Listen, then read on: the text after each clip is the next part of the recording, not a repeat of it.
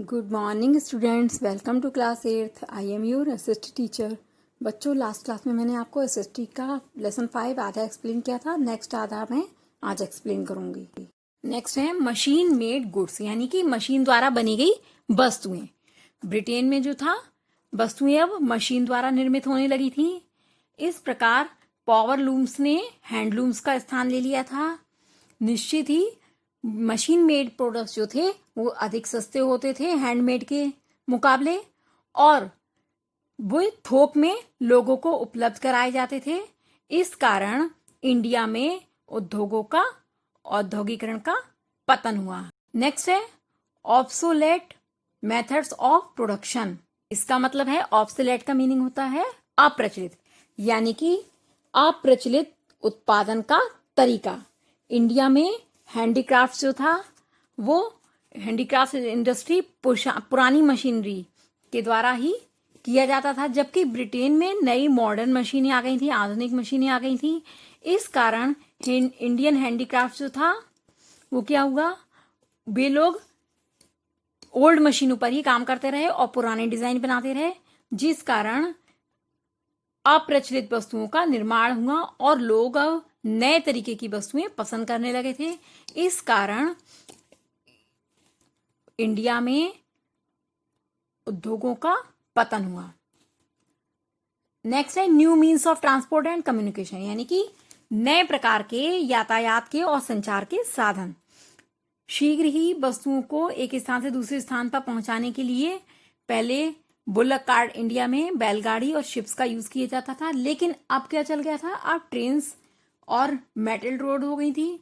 इसके कारण बड़ी संख्या में वस्तुओं को एक स्थान से दूसरे स्थान पर शीघ्र ही पहुंचाया जा सकता था। इसके परिणाम स्वरूप जो था, इंडियन मार्केट में ब्रिटेन के सामान की वस्तुओं की बाढ़ आ गई थी, और इस कारण इंडिया के जो हथकरघा उद्योग वगैरह थे, वे उन सब का पतन हो गया। अब है इंडस्ट्रियलाइजेशन, यानी कि औद्योगिकरण।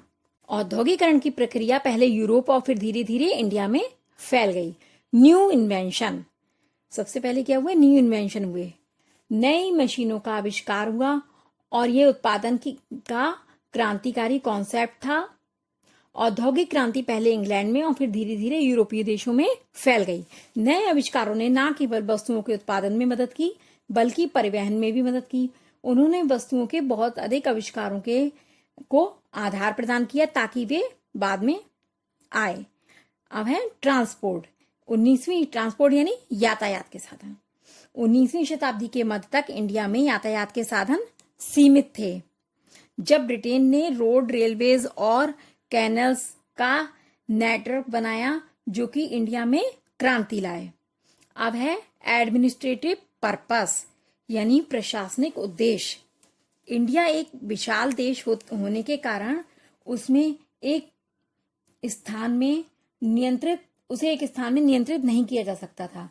अतः इंडिया में रेलवेज, रोड्स जो थे वो आवश्यक थे, ताकि वे यातायात के माध्यम से एक स्थान से दूसरे स्थान पर आसानी से जा सकें। अब है कॉमर्शियल पर्पस, यानी कि आर्थिक उद्देश्य, यानी व्यापार संबंधी उद्देश्य। कच्चे माल को इंडिया के विभिन्न भागों में इकट्ठा करने और तैयार माल को इंडिया के कोने कोने तक भेजने के लिए, पहुंचाने के लिए यहाँ पर पर्याप्त यातायात के साधनों की आवश्यकता थी। इस कारण जो है, उसके बाद इंडिया में औद्योगिकरण की स्थापना हुई। अब है कम्युनिकेशन, यानी टेलीग्राफ के उपयोग ने इंडिया में लगभग कम्युनिकेशन के सिस्टम में दीर्घकाय परिवर्तन लाए।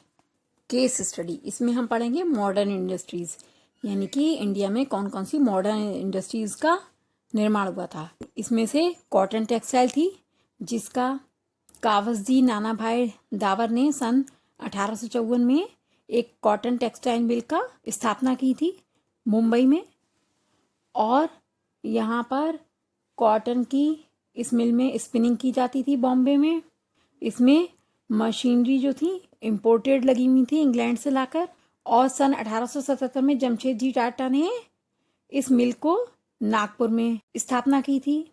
इसके बाद 100 मिल्स जो थी इंडियंस जो थी ऑपरेट करती थी बॉम्बे, अहमदाबाद और कानपुर में। वीवर्स और स्पिनर्स जो थे, इसके द्वारा अपने लिवलीहुड यानी जीविका चलाते थे। इसके बाद इंडिया में आयरन एंड स्टील कंपनी की भी स्थापना की गई थी, जो Tata iron and steel company के नाम से यानी TISCO के नाम से जानी जाती थी। इसकी स्थापना जमशेदपुर में, सपची में दरोबजी टाटा के द्वारा सन 1907 में की गई थी। और बंगाल और मैसूर में भी और फैक्ट्रीज जो थी लगाई गई थी। इस प्रकार इंडिया में आयरन एंड स्टील कंपनी का भी विकास हुआ। अब है अदर इंडस्ट्रीज। यहाँ पर कुछ दूसरे उद्योगों के बढ़ने से इस समय में काफी ग्रोथ हुई थी। शुगर, सीमेंट, पेपर, माचिस और ग्लास इंडस्ट्रीज भी इस दौरान इंडिया में विकसित हुई। जैसे कि बंगाल में जूट इंडस्ट्री का निर्माण हुआ।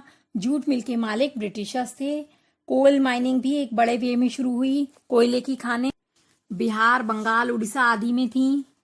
कोयले की सप्लाई रेलवे के माध्यम से और मेल्टिंग ऑफ आयरन ओर आदि स्टील बनाने और दूसरे उद्योगों में भी इसका उपयोग होने लगा। अब है slow expansion of Indian industries. प्राचीन समय में इंडिया में उद्योगों का विस्तार धीरे होने के बावजूद भारतीयों में उत्साह था। इसके विभिन्न कारण थे। 19वीं शताब्दी में ब्रिटिश ने इंडिया के सभी बैंकों का 50% भाग जो था कंट्रोल कर लिया था। इसलिए भारतीय उद्योग ब्रिटिश बैंक लोन पर निर्भर थे, जो कि उच्च दर पर दिए जाते थे। और जमशेदजी टाटा ने अपनी बुद्धि और संकल्प से जिन्होंने भारत में आयरन एंड स्टील इंडस्ट्री का निर्माण किया और नेतृत्व किया, इंडियन इंडस्ट्रीज को आधुनिकता की ओर वे ले गए। इंडियन इंडस्ट्रीज को स्लो ग्रोथ के कारण इंडियन इंडस्ट्रीज ने ब्रिटिश इंडस्ट्रीज से एक टफ कंपटीशन का सामना करना पड़ा। उन्होंने इंडियन डिमांड्स यानी भारतीय लोगों की मांग और प्रोटेक्शन के लिए उन्होंने इंडस्ट्रीज को एक ऐसा रूप प्रदान किया ताकि इंडिया की डिमांड्स पूरी हो सके, और उन्होंने इसके लिए अपनी ड्यूटीज यानी कर्तव्यों को निभाया और ब्रिटिश गुड्स को इंपोर्ट किया। बच्चों, इस चैप्टर का एक्सप्लेनेशन यहीं पर समाप्त होता है। नेक्स्ट क्लास में मैं आपको इसका वर्क करवाऊंगी।